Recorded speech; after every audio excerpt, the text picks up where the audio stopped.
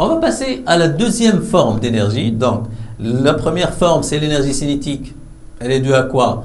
À la masse du solide qui est animée avec une certaine vitesse. Donc, il aura une forme d'énergie appelée l'énergie cinétique. Et là, on a parlé aussi du ressort, donc qui emmagasine, si vous voulez, d'énergie potentielle élastique. Élastique à cause de son élasticité. Mais là, on a un autre, si vous voulez, une autre notion, c'est l'énergie potentielle. Vous avez vu ça en deuxième année. L'énergie potentielle, c'est pas uniquement l'énergie potentielle élastique. C'est l'énergie potentielle élastique plus l'énergie potentielle de pesanteur. D'accord? C'est quoi l'énergie potentielle de pesanteur?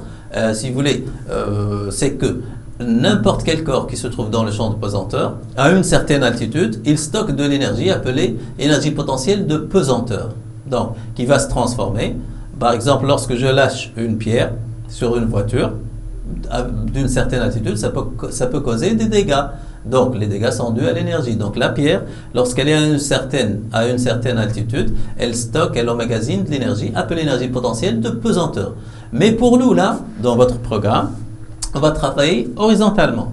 Donc, lorsque je travaille horizontalement, l'énergie potentielle de pesanteur ne va pas varier. Donc, on ne va pas la suivre. On va, si vous voulez, considérer qu'au niveau, dans le plan horizontal où on travaille, l'énergie potentielle de pesanteur est pris égale à 0. Donc, c'est un plan de référence en quelque sorte. Donc, on va s'intéresser uniquement à l'énergie potentielle élastique. Donc, on va dire que EP qui est égal à quoi? EPP plus EPE. Mais là, on va prendre EPP égale à 0 dans le plan, sur le plan où on travaille. Donc, ça sera égal à 0. Donc, je vais m'intéresser uniquement à EPE. D'accord? Donc, EPP, c'est l'énergie potentielle de pesanteur. Donc, elle est égale à mgz plus constante. Donc, probablement, vous n'aurez pas besoin de ça. Mais, vous pouvez, si vous voulez, avoir une idée là-dessus. Donc là, ça dépend de la masse. G, c'est le champ de pesanteur, si vous voulez. Donc là, c'est en mesure algébrique, G.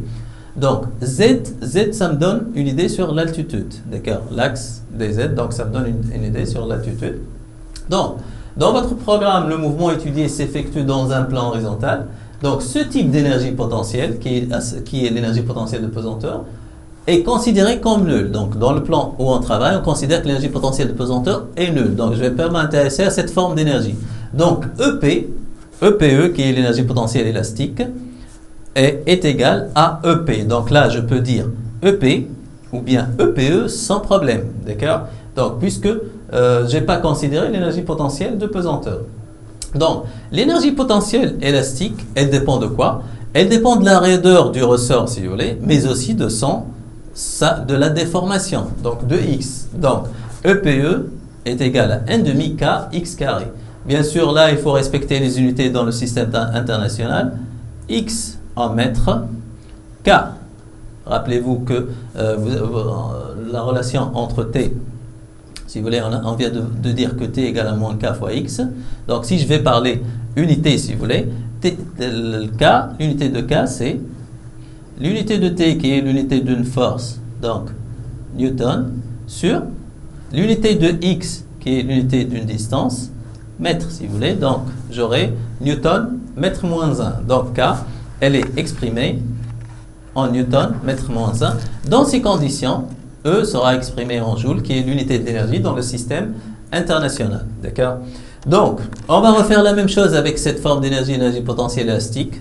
Donc, je vais écrire l'expression de cette énergie. Donc, EP, l'énergie potentielle, qui est égale à l'énergie potentielle élastique, est égale à 1/2 K x max carré sin carré oméga 0 t plus phi x. Là, rappelez-vous que x max sinus oméga 0 t plus phi x, c'est x. Donc, le tout au carré, donc ça, c'est x carré. Donc là, je viens d'écrire ça. C'est 1/2 kx carré. Bien sûr, or, sinus carré est égal à quoi? 1 moins cos 2 alpha sur 2. Donc, j'aurai quoi? 1/2 k, si vous voulez. Donc, qu'est-ce que j'aurai? 1/2 k x max carré.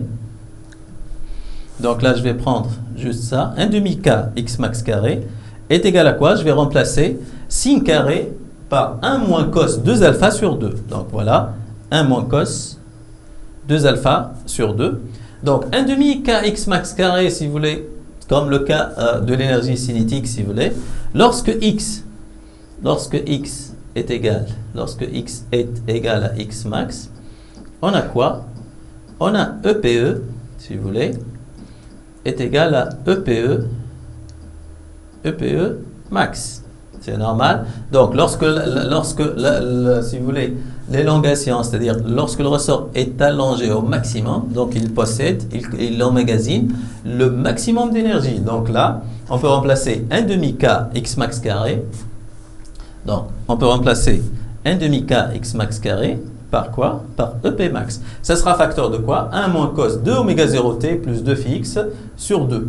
Vous allez voir que cette relation me sera utile tout à l'heure. D'accord? Donc là, EP max, je peux mettre, si vous voulez faire sortir le 2, donc EP max sur 2, 1 moins cos 2 oméga 0 t plus 2 phi x. Donc là, il faut faire attention, c'est 2 oméga 0, là c'est fois t, 2 oméga 0 t, plus 2 phi x. Et là, donc ces fonctions, l'énergie, cette énergie, elle est fonction de quoi? Cette énergie, elle est fonction de temps. C'est normal, d'accord? Bien sûr, avec la même remarque, c'est que oméga énergie est égal à quoi? 2 fois oméga 0. Donc, oméga énergie, donc puisque là, oméga énergie est égal à 2 fois oméga 0, donc je vais aboutir à la même relation, c'est que T énergie est égal à quoi? Donc, je vais diviser par 2pi par oméga énergie, 2pi sur 2 oméga 0, donc j'aurai 2pi sur oméga 0 qui est T0 sur 2. Donc, T énergie est égal à T0 sur 2. OK? Donc, on va passer à autre chose. Donc, on va continuer l'étude énergétique. On va parler de l'énergie mécanique. On vient de voir c'est quoi l'énergie cinétique, c'est quoi l'énergie potentielle élastique. On va attaquer, si vous voulez, l'énergie mécanique. Donc, l'énergie totale de l'oscillateur, l'énergie mécanique, c'est l'énergie totale. Toujours, j'essaie de faire l'analogie avec l'électrique, si vous voulez. Lorsqu'on parlait de l'énergie d'un dipôle LC, on parlait de l'énergie électromagnétique. Donc, c'est l'énergie totale. Là aussi, en mécanique, on a l'énergie totale, ou énergie mécanique, bien sûr. D'accord? Donc, l'énergie mécanique, elle est égale à la somme des deux formes d'énergie, à savoir l'énergie potentielle et l'énergie cinétique. Et on s'est mis d'accord que l'énergie potentielle, on va s'intéresser uniquement à l'énergie potentielle élastique. Donc, j'aurai finalement quoi? Puisque EP, donc EP est égal à EPE plus EPP. On a parlé de ça tout à l'heure. Donc, je vais m'intéresser uniquement à EPE. Pourquoi? Parce qu'on a considéré que EPP égale à 0 parce qu'on travaille sur le même plan horizontal. Donc là, j'aurai EP, ça sera égal à EPE si vous voulez. D'accord? Et EPE, c'est 1 demi kx carré. Donc, l'énergie mécanique sera 1 demi kx carré plus 1 demi mv carré. Donc, rappelez-vous que lorsqu'on a étudié le dipôle LC, toujours je fais référence au dipôle LC parce que ce sont des oscillations électriques mais libres, non amorties. Donc, c'est pratiquement le même cas. Là, on a des oscillations mécaniques, libres, non amorties. Donc, rappelez-vous qu'on a trouvé que l'énergie se conserve. Mais quelle énergie? L'énergie totale. Donc, là aussi, l'énergie mécanique se conserve. On va essayer de démontrer ça, si vous voulez. D'accord?